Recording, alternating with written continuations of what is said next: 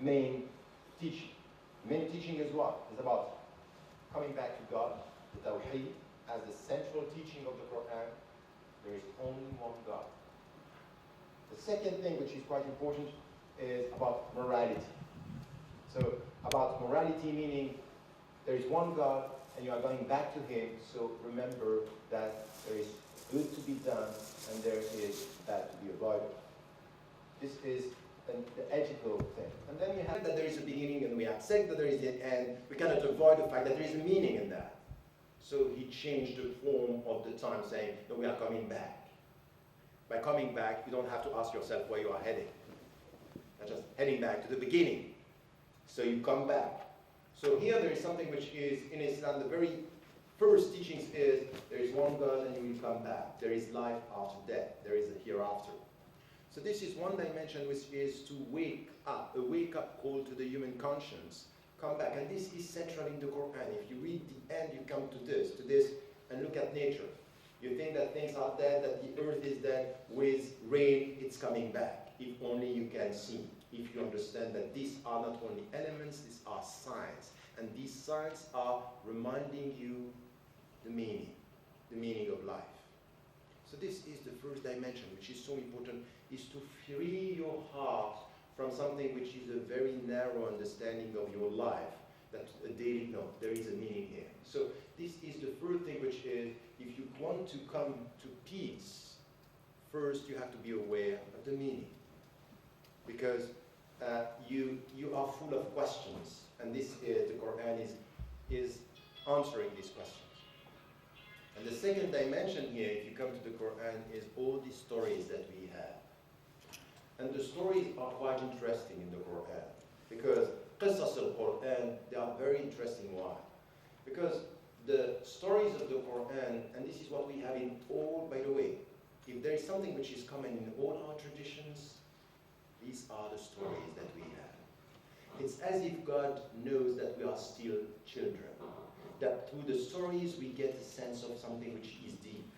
When a story is there are many dimensions. Why? Because the stories are talking to our mind, but they are like mirrors. We take from the stories what we have in ourselves. We don't read the stories the same way. So the stories are like mirrors. You extract from the richness of a story something which is already new. Exactly like Rainer Maria Rilke, when he was asked by a young poet about the richness of his poetry, he said, you know what, when you look at the landscape and you find it a poor landscape, it's not the landscape which is poor, it's your eyes. The poverty of of the situation, the landscape is coming from your own. You put in things the richness of your being. And this is something which is quite important. Why? Because you never read a story the same way, because you are never the same man or the same woman. And this is the majority of the Quran is all about stories. Yusuf, Luqman, and all the prophets, stories. Why? Because you get from this something which is, by projecting yourself on the stories, you are extracting teachings, and you can get this sense of, by knowing that people are experiencing what you are experiencing, is the way that you have to go towards this inner peace, which is a dialogue between the story and yourself. So we read the same stories, but they are not the same stories, because we are not the same. So this is something which is important in the Quran, and very often we are dismissing and neglecting this dimension of the Quran, which is, in fact, a story is much more talking about something which is your quest for peace, your quest for something which is like you, and out of this story you can go beyond yourself. So this is the main dimension in the Quran. Qisas al-Quran is so important in everything which has to do with our relationship. And then, from this quest, what is said in the Quran is that there is a way. And when there is a way, there are limits. And you have to respect the limits to remember that there is a way. Because a way without limits is no longer a way. You're not going to know where you are going, where you are heading, if you don't have discipline. So there is no spirituality and there is no quest for peace without discipline. In fact, it's all about effort. So there is the first intellectual effort, there is something which is a spiritual mirroring with the stories that you are reading, and then there are the rules that you have to respect. And the Quran is about this. The problem that we have sometimes with the with the rules, we forget the way, and we are lost as to the peace that we are trying to experience. So if you start the other way around, you are confusing everything. It's all about rules. The Quran is about halal and haram, lawful and lawful. So about the limits, and you forget that the limits are here just to draw a way, and this way is no longer your spiritual experience, because you don't get this sense that you can extract from the Quran anything which has to do with your spiritual journey towards peace. And then you end up taking the means for the ends. And this is something which is, I can tell you, out of my, I was studying, this was my study, I was deep down in all this, and then you realize, okay, there is something which has to be reassessed here. A sense of the whole system, the whole priorities, and then to understand that the spiritual teaching here that you can extract from the Quran and that you can extract from the Prophet's life is all about what are the conditions at the end of the day to get that justice, that peace. And justice is one of them, but there are other dimensions. There will be no peace without education because our natural state is a state of tensions. So peace is about education, and it's about efforts. No inner peace without effort, meaning in Islam, no inner peace without jihad. Jihad in nafs, the jihad, the effort towards your being, to be better. Jihad in the society, when, for example, you have people saying we have to struggle against poverty, discrimination. Yes, because this is a way to struggle against injustices. And it's a way to get justice, and then as a condition of peace. So these are dimensions that are so important, and what you get from the Quran is all this, something which is once again everywhere, in Christianity, in Judaism, in Buddhism, in Hinduism, is what we are calling the relationship between the microcosm and the macrocosm. This dialogue between what is happening inside your heart and what is the reality of the world. And you get this when you read the Quran. This is the message with different dimensions. This is why you can read and read and read again the Quran. You are invited to read the Quran by understanding that you will get the same stories but not the same teachings and lessons, because you are not the same and your life is changing, and that you are extracting this. More than that, in spirituality and love, repetition is something which is to deepen your faith. It's not an intellectual repetition. It's exactly the difference between going to someone and say, I love you. You say it once. But when you say again, I love you, it means just get the signal, get the sign. I'm telling you something which is deep. To repeat I love is to confirm your love. But when you say, please close the door, please close the door, you are repeating to my intelligence something that I got, the message is there. There is a difference between saying to someone, please close the door 3 times, and I love you 3 times. Why? Because one is a confirmation of something that is needed. You need this spiritual dimension, which is repeating, is to confirm, and to confirm is to feel better. So everything which has to do with love needs repetition, confirmation. This is the way, this is why we are experiencing this spiritual repetition. And in the Quran, once I was studying in Switzerland, and one student was asked by, he had to read a chapter of the Quran, and he came the following day saying, and the professor told him, have you read this? He said, yes, it was quite interesting. Lots of repetition. And for me, what was repetition for him was in-depth spiritual teachings. For me, the repetition is confirming something which is, and you know how we can get this? It depends what and who is listening. Your heart on your rationality. So this ongoing repetition of stories that are helping you to deepen your understanding. So I would say here that when it comes to the Quran, to understand the priorities and in which way we have to go towards this journey, and understanding what are the means and what are the goals and the different levels, I would say that as to the spiritual journey that I'm talking about now is open to everyone. The Quran is accessible to everyone. When it comes to the rules, it's more complex. As I told you, you need to know the chronology, you need to know the priorities, and sometimes it's very complex. You cannot just take the Quran and extract. It's very dangerous. All the people are saying we have to democratize this access of the Quran. may be playing a very dangerous game. Why? Because you can take one verse which is dealing with violence. If you read it like this, it's dangerous. You have to put everything into context. So I would say it's open to everyone as to your heart, as to this quest for peace, knowing the conditions that are, as I said, justice, education. We need to get this kind of education, efforts, because this is something which is quite important, and also this sense of serving the people. This is also one dimension of peace. You get this inner peace by being beyond your own ego. Serving is one condition of your personal peace. What you give is helping you to feel good. And this is something which is quite important. It's quite interesting to remember that in all the spiritual tradition, there is a very important connection between giving and getting this inner peace. So this is also one dimension that we find. And having said that, for me today, is really to be very tough on justice. I will never stop talking about justice. I will never stop talking about we have to be just with our own self. We have to be just with our own body. To be able to come back to the Muslims and say, anything which is perceived or experienced as a lack of something should be addressed by the Muslims. When it comes to tenderness, when it comes to affection, when it comes to sexuality, when it comes to love, everything which is a need should be addressed. There is no taboo in Islam as to any point, because we are trying to get peace. We have to talk about this. And Aisha, which was the Prophet's wife, was very impressed by these women in Medina who were able to speak out everything.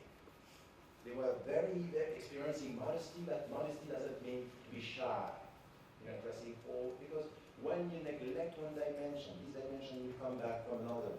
You go it from the door, we come back from the window. Just to nurture a sense of, I don't feel good. And if I have to tell you something about the Muslim communities around the world, and the Muslim majority countries, there is something which is missing, which is well-being, feeling good. Yes, I'm a Muslim, but not only because I'm respecting rules, but I feel good, I feel this dimension. So we should be able to address all these needs. There is a need, there should be discussion. There should be trying to solve the problem. Because by definition, we are human beings in need of something. Intellectually, we need answers. Personally, we need this to get that peace. So there is something here which is very important in the way we deal with the Quran, not being obsessed with the rules.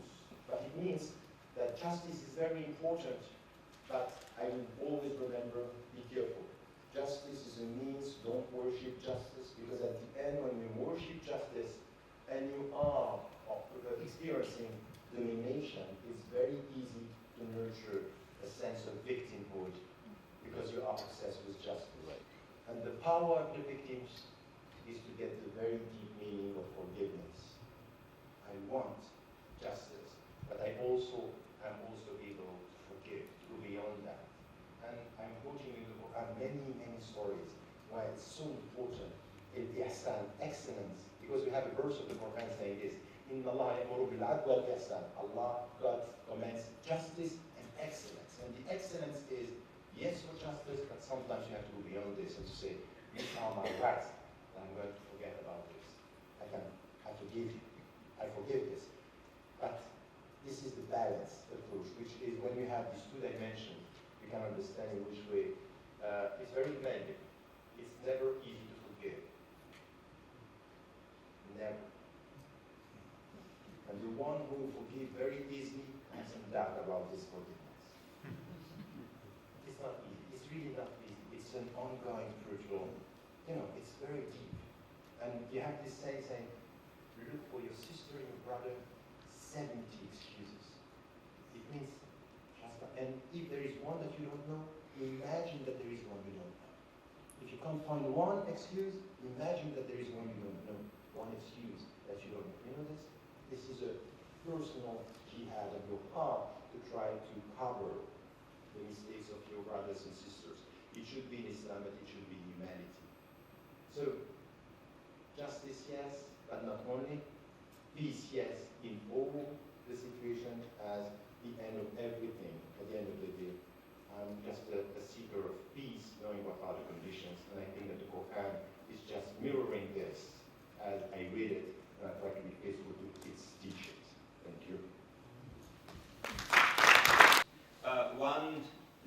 doctrine of eternal recurrence, as you know.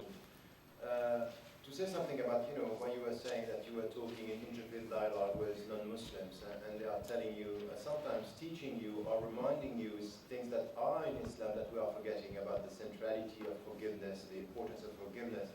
But not only this, I've been involved in interfaith dialogue, and my starting point in interfaith dialogue was not around the table.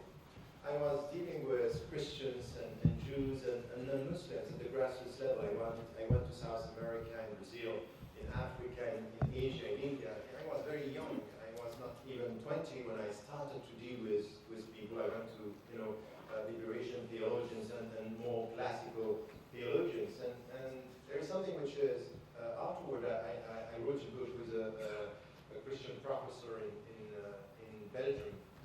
And he was telling me what these experiences give to you out of your experience with Christians and other religions.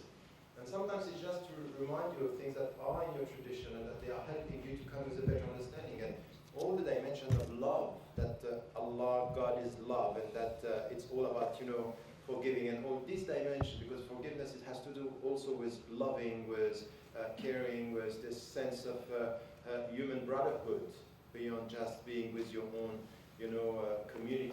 I think that I met many non-Muslims helping me to be a better Muslim, a deeper Muslim. And I think that this is something which is really important in my experience. And I would say that what you are saying here is that we should stop comparing, saying which is the best teachings for a Muslim who is just has chosen Islam. Islam, of course, is the truth, and for the Christian is the same. But in which way this dialogue is helping us to go deeper in our understanding. About kafir, in one of my books, Western Muslims and the Future of Islam, I allocated one chapter to talk about interfaith and some of the concept on the sensitive verses. So if you go to the book, there is all these sensitive verses and the very meaning of kafir, which in fact doesn't mean infidel and doesn't mean unbeliever. This is wrong. It's to cover, and in fact there is something which is to deny one dimension of the truth or to be a negator. You deny something. It's denying something.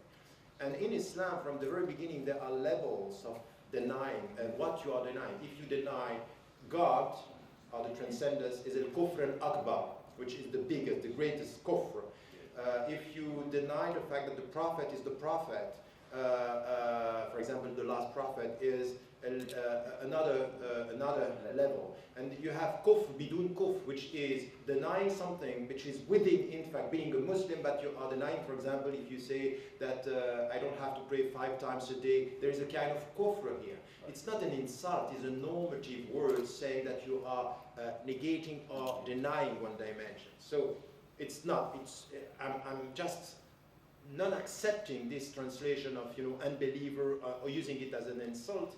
And for example, yes, the Jews and the Christians in the Quran are perceived as kuffar in one sense that they are believing in God, so they are believers, but they deny the fact that the last prophet is the last prophet. So they are denying one dimension of our truth. So the normative words can be used if and only if we know what we are talking about and we are not using it as an insult.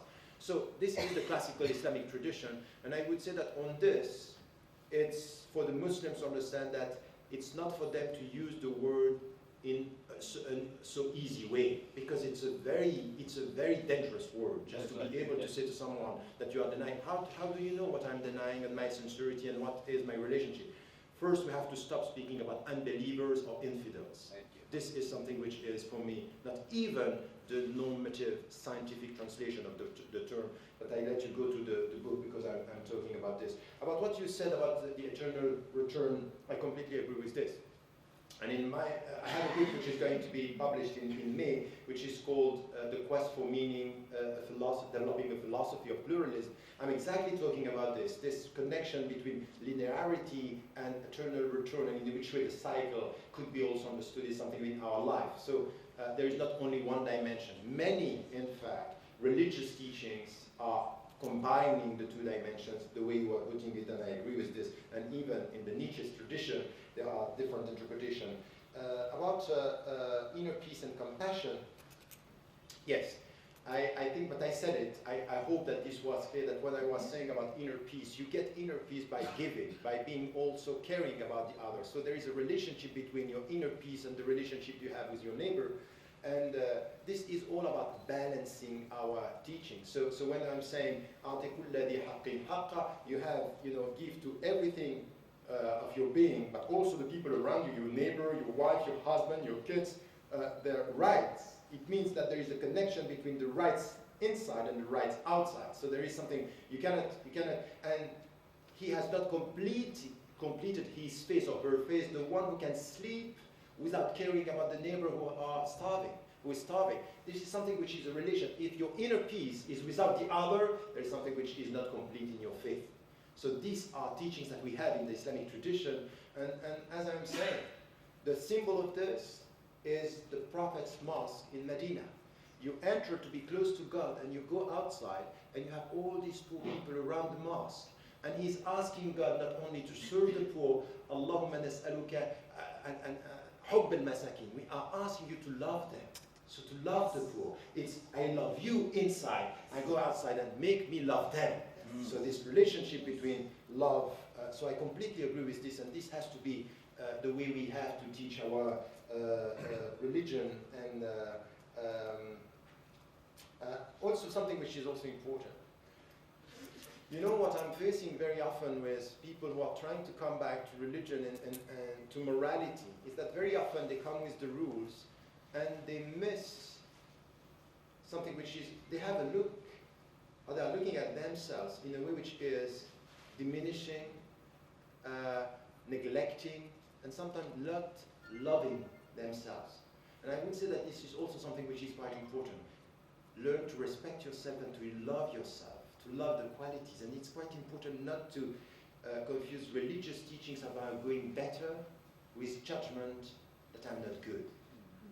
You get, this is something which is very deep in our, when you are obsessed with rules, we are always trying to reach to meet with the rules, the requirements, so have a very bad, that God doesn't love me, I'm not loved, I'm bad. This is something which is important in this process of having a self-respect and self-confidence. But I think that this is also, about the verses of the Quran, be careful about this. So this is, where were you? Because I think that you were asking, yes, these are very important. I'm not avoiding these verses. If you go to what I'm trying to write, and for example, when I was talking about, all the sensitive verses that could be understood in different ways, we have sensitive verses, and we have verses that if you don't put them into the context, for example, Ashidda' al kuffar, what we are saying, very tough with the non-believers, if we understand kuffar non-believers, is something that we have to be very careful in the Quran. The context of this is the people who are attacking the Muslims. It was in a very specific period of time when there was war between them. So they are ruhama baynahum, they know the sense of this spiritual communion, but when they are attacked, they are tough with them because this was a state of war. If we don't put this into the context, once again, you can take it literally, and it's very, very bad. And we have people doing this. So this is why we have an inner struggle of interpretations within and among Muslims. Say, be careful, this is not to be understood that way. And then don't translate it into infidels, don't translate it into unbeliever. You have to come to this understanding. Now, when you are saying it's najas, this is a very minority legal dimension. We don't have this. We don't have something which is when you touch a non-Muslims, it means that you have to go back to make again your ablution. We don't have this. It may happen that you have some scholars coming with this dimension or this interpretation, but the mainstream Muslim tradition in the Sunni and the Shia tradition is not about this, even though we cannot deny the fact that you have some interpretation, some literalist interpretation, some narrow interpretation in some of the verses, portraying all the non-Muslims as threat or people that we have to look, yes, a kind of, these are people that we have to whom we have to explain what Islam is all about, what is the way. So there is something which is a domination relationship.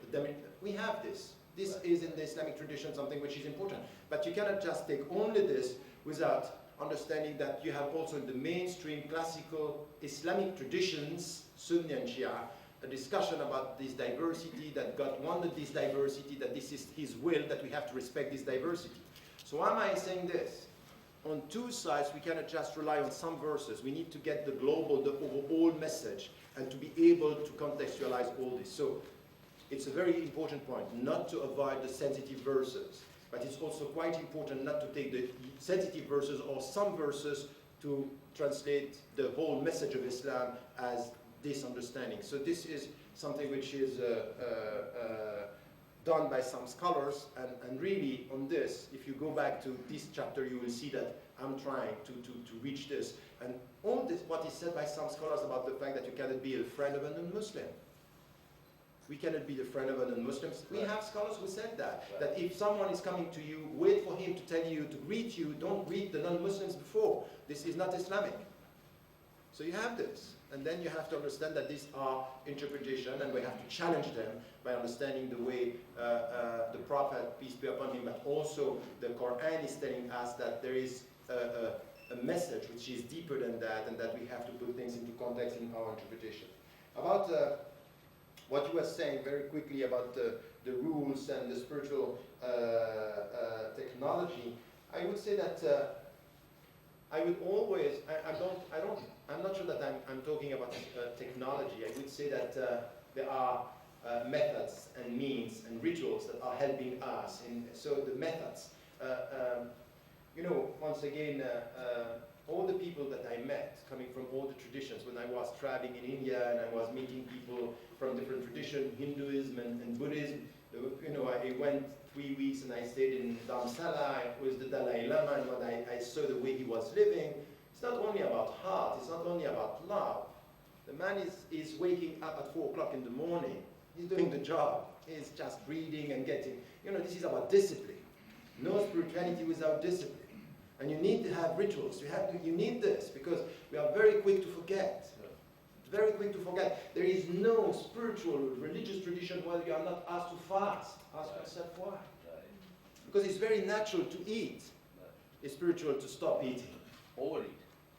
So to stop eating, and in our time of consumerism, to stop eating and to ponder over the meaning of natural things is so important. So I think that Islam, as all the other traditions, is helping us to go through a discipline and a way we deal with this. And on that, I can connect to what you were saying, because first, thank you. I thank you for the message and also the emotions that I saw in what you were translating. You know, I will never, all my life, I will never confuse the Bush administration with the Americans.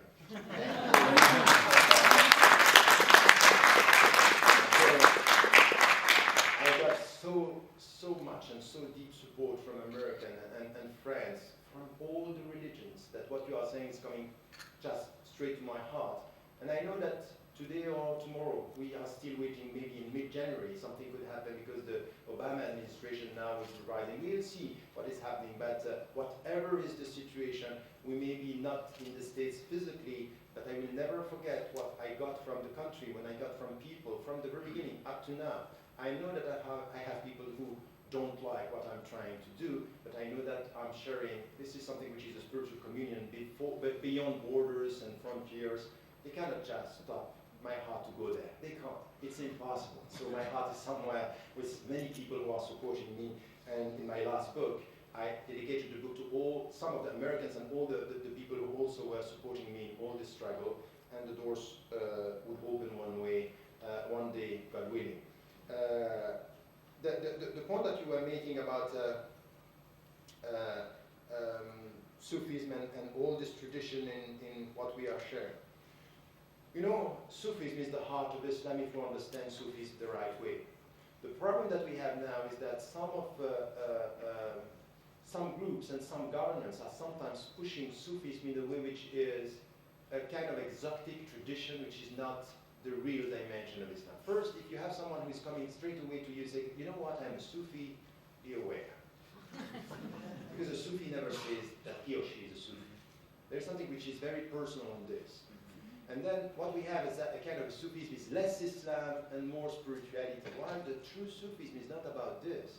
The true Sufism is very demanding. You are not subtracting from what you have to do, you are adding. You pray more, you fast more, you are more silent, you keep your words. This is Sufism, and this is the heart of Islam. This is the right way. So I would say that Sufism is central to Islam. And then when it comes to the spiritual, this liberation process, emancipating yourself from your ego, coming close to God, and understanding this, the mystical teaching, the spiritual dimension, this is something that I will protect and defend in all my life.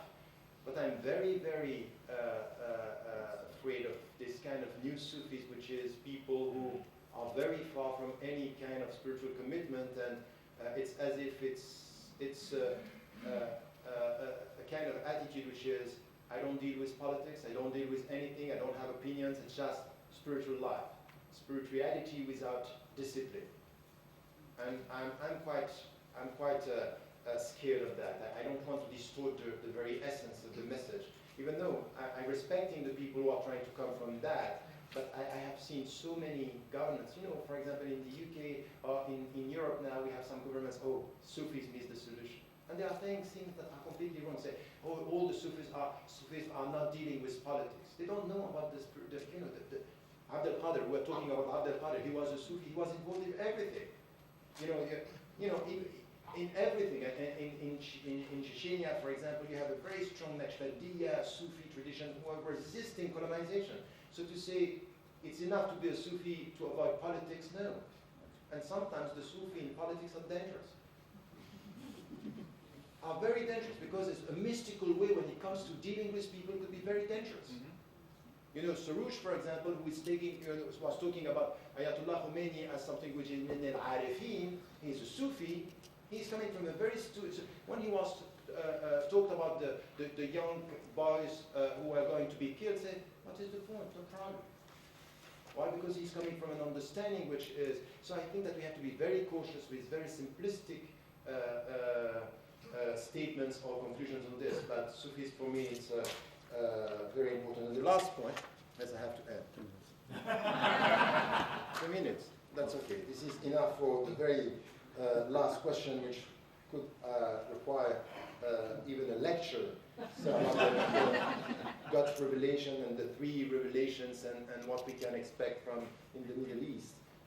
Look, once again, I can understand that someone is looking at this saying, why and how is it possible?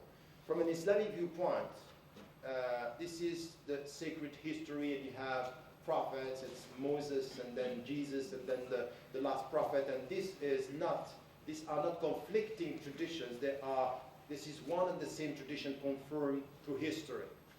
Now the point for us is really to be able to understand, and this is why we are here, if this gathering has a meaning, is really to come with a better understanding of what are the shared values that we are having in our respective tradition. I would say, let me end with this. I think that the Palestinian-Israeli conflict is a political conflict, but I would say that the religious voices should be more heard on this. When we were in Rome, we went to meet with the Pope. This was not this November, 1 year ago. We're talking about, we were a group of Muslim scholars, we went there and we are talking about this. And just before, we had a meeting in Rome with Jewish rabbis and we were talking about peace and all this. And we had Cardinal, I forgot his name, he was with us, and I was telling them, you know what? If you are too silent, the Christian voice is too silent on the conflict. You are not helping to go beyond. Why? Because it's perceived as Jews against Muslims. And it's not that. If you are more vocal by saying the Christian voice with the Jewish voice, with the Muslim voice, what we want is equal rights, understanding, and mutual respect, and the religious voices are coming together, this could help. And I think that we need this. So instead of saying, yes, it's political, and it is political, it's clearly political, we are dealing with power, but if we avoid talking about what our respective religions coming from the same monotheistic tradition are saying about living together, respecting each other, we are not doing the job. And I want the Christians to be much more involved in the discussion and not to let it be something which is Jews against Muslims, because this is completely counterproductive for now and for the future. So thank you for being here.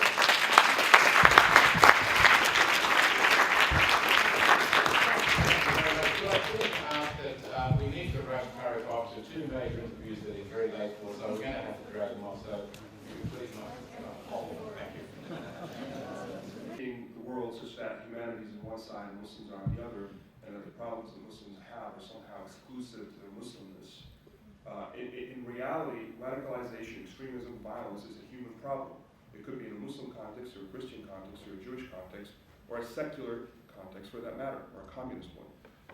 As is goodness. Goodness is a human quality as well. No religion has exclusive rights to the concept of goodness and good behavior.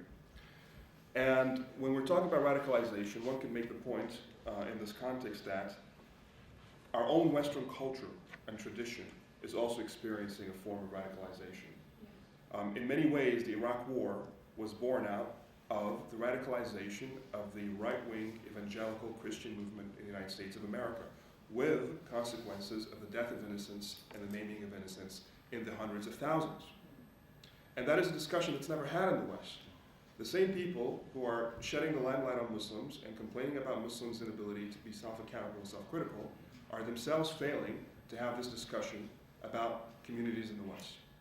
Today in Europe, we're seeing a radicalization of Prophet of Islam, Muhammad, peace be upon him. Those who followed him in leadership and adhered to the principles of the Quran and the example of the Prophet Muhammad, anyone, whether you're in an elected, selected position, male or female, my understanding, if we are of service, then we are providing leadership. So it doesn't have to be an imam, as these young men on this panel exemplify through their work.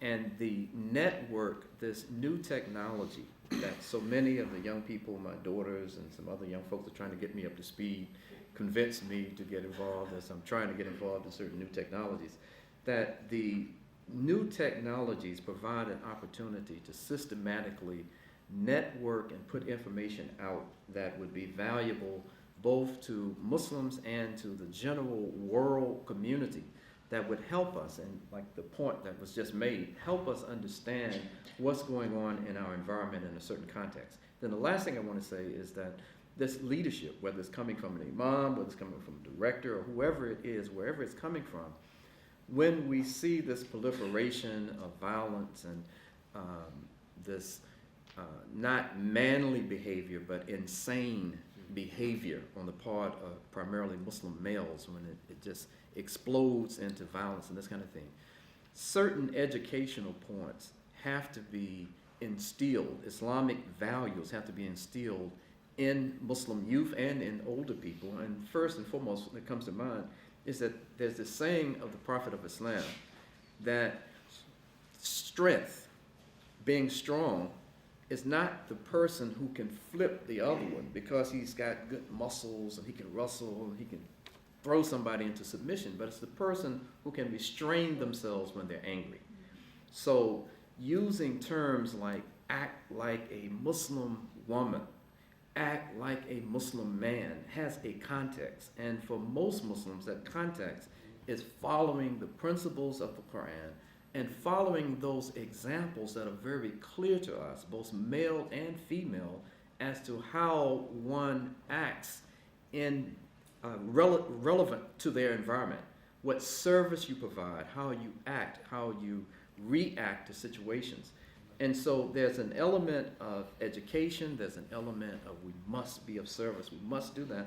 And I do believe that what is going to happen, or what is already happening, is that the traditional leadership that is found in many parts of the Muslim world, in places like in Australia, places like in Canada, in the United States, where we have especially in the United States, where you have a very heterogeneous population.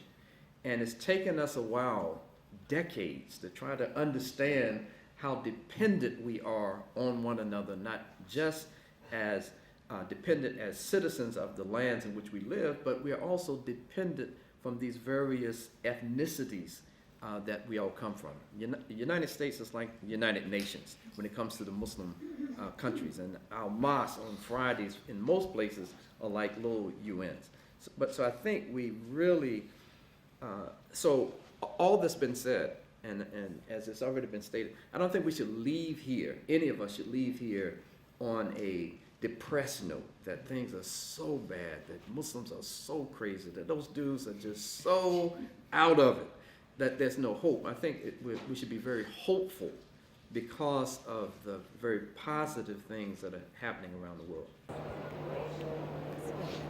My name is Father John Dupuche, and I'm a priest, Catholic priest in Melbourne here. I have a parish, and I'm very much involved into religious relations. And I think religion is absolutely important because we can draw close to each other only if we draw close to God. And likewise, if we draw close to God, we will draw close to each other. And I think the unity of the human race is dependent upon our unity with God. And so religions then, all in their various ways, enable us to draw close to God and therefore to break down the barriers that exist between us. And the more we come close to each other and appreciate the great sanctity and value of each other, then the more God will reveal himself to us and our hearts will become full of joy and peace. Hi, this is Jasprit Singh. I'm a Sikh. Religion is important to me for two reasons. The first one is religion teaches me how to unite with the Almighty Lord. And the second reason why religion is important to me is that it teaches me how to live in this world while I live in this world, and what things I should do to live a good and pure life which will help me unite with the Lord. So that's why religion is important to me. Thank you. Basically explain to us why religion is important. I think religion has always been important, but today it's particularly important. It's important because in the contemporary world we live in, the two dominant ideologies of our world are modern global capitalism and kind of social Darwinism. And both these are ideologies of conflict. They have no end within them, they have no resolution, they have no reconciliation. And just more struggle, eternal struggle, a struggle for markets, struggle for dominance. The importance of religion, and I don't know lots about different religions, the importance of my religion, and I think some others that I know a little bit about, is that they have visions of peace. The word Islam itself resonates with the sense of peace. Shalom in Hebrew. If you read St. Augustine, his Pacific vision is a world beyond conflict and war. There are Buddhist views of inner peace and outer peace, and similar ideas, Hindu ideas, Jain ideas. So the importance of religion is it offers us a vision beyond struggle, a vision of peace. And without that vision, we're lost. There's only war and shopping. Thank you very much. And could you just tell us what is your religion? I'm Paul Morris and I'm Jewish. Yes, religion is really very important because it is through religion that people all get united, and it is through religion that people can live a healthy and a better life. So religious role is very, very important in making the current country one to be a world of everybody, not a world of one individual. Okay, is it on? No, Okay.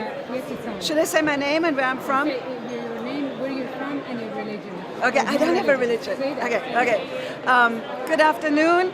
My name is Ulrike Wiethaus. Where shall I look at? What do I look at? Moving. Maybe 2 or 3 sentences only. Just say your name and your religion, or your religion, and then start. Okay. Salam alaikum. My name is Ulrike Wiethaus, and I'm a professor of religious studies at Wake Forest University in North Carolina, United States. And in terms of my own personal spirituality, I call myself an experientialist. I'm not following any organized religion, and I would like to make the statement this afternoon as we wait for the Dalai Lama that religion is very, very important to think about because it expresses the depths of life and the core beliefs of so many people on this planet who feel very, very strongly about what life is all about and what death is all about, that all of us need to pay attention to that. Thank you. Was that okay? What website is that? Islamic. It's Islam Online. Islam Online. IslamOnline.net. Any Buddhist? Buddhist? Certainly, over the past week on an international They won't let me interview him. Swami Atma Tattvananda of the Ramakrishna Order of India. We come from Southern California. Religion to me is everything because God is one and God is all. And it's the very air I breathe. I love that phrase, in whom we live and move and have our being. There you go, sister. Where are you from? Okay, start again. My name is Kuldeep, and all the religions are important for the person who is looking here. Okay, look in here and don't look at the mic. Start again. Okay. My name is Kuldeep, and I am from Freda. All the religions are important because you have a faith and you can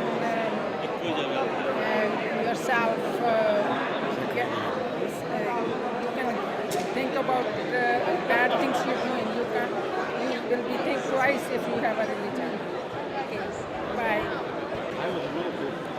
My name's Michaela McCarthy, and I was brought up a Roman Catholic, but now I belong to the Religious Society of Friends, commonly known as Quakers.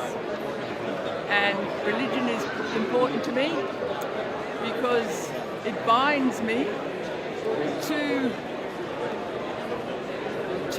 all in this world and beyond it. I think religion means to bind, and I'm bound to the mystery of the fact that I find myself here and I didn't create myself, and I find it all so tremendously mysterious that I'm brought back to that point continually. Thank you very much. Thank you. Would you like to say something? Where are you from? Islam Online.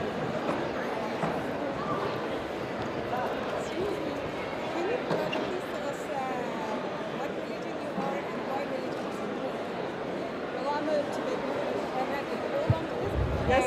Hold it right here so it wouldn't cover your mouth. Yes. And I'll tell you when. Okay, go ahead. Okay, so I'm a Tibetan Buddhist nun. I'm delighted to be here. I think religion is very important because it speaks to the heart in a way logic can never do. And compassion is so desperately needed in a world which is so desperately suffering. Thank you.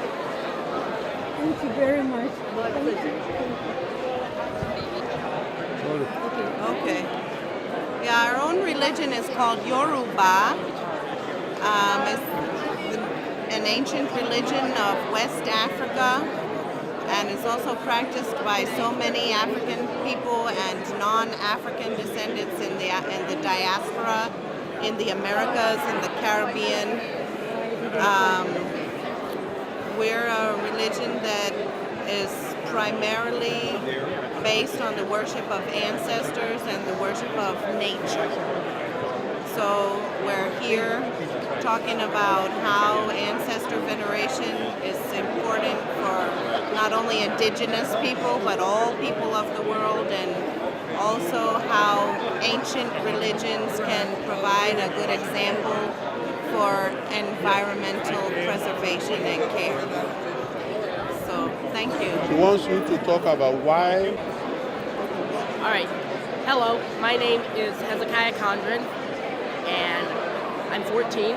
I am a filmmaker and a photographer, and I think that religion is important because it's good for people to have faith and something to believe in and to be able to be guided. And I think that it's great that all these people are getting to come together and share their beliefs. And I'm interfaith is my religion. My name is Michelle Riddihan, and I'm with the International Centers for Spiritual Living, which is part of the Global New Thought. We are here for the interfaith connection with all the many religions here, and as far as we are concerned as Global New Thought, we know that we are all one, and we can create peace and love and harmony. My name is Peter Farrell. I'm from Melbourne. I'm a universalist, grounded in the Buddhist tradition. I think spirituality and religion is important because it gives people the basis to live their lives. Thank you very much. Well, I'm a bit of Sikh, bit of Hindu. Don't move, please, because I said I'm a bit of both, Sikh as well as Hindu. I followed the teachings of this Guru Granth Sahib, that's a Sikh scripture. And why is religion important? Because without that, there is a void in life. You know, this is your strength. Your faith is your strength. Without that, you can't really survive in this world. Christian, and religion is important for me because religion is that which gives me new meaning for life. And also religion helps me to understand also other religions. My religion helps me to understand other religions in a better way. Thank you. Thank you. I'm a practicing shaman, and that's a healer. And it's very, very important to me. It's the way that I live. It's working with the earth and working with everything that is here on Mother Earth, including people. Thank you very much. Thank you. I'll watch behind you. I am Christian, Presbyterian, and religion is important to me because of it gives me a relationship to my God. Thank you very much. Okay, go ahead. My name is Hannah Yaffe. I live in Jerusalem. And why is religion important? I believe in God, in one God. And there are many ways and paths to Him. And all the religions in the world are a path with truth that lead to God. And I believe myself in Judaism as my path. But I respect other people's choices of other religions in their quest to reach God. Thank you very much. Can I ask you a question? Sure. I am just asking about people's religion. What is your religion, and why is your religion? Why is religion in general important? Oh, If you could hold on. Okay. My religion is Sikh, and religion is important because it brings unity. It also brings destruction, but we generally like to bring unity together. Religion is about God, and it's bringing people from a consciousness of trying to reunite them with God, which is where we all come from. Thank you.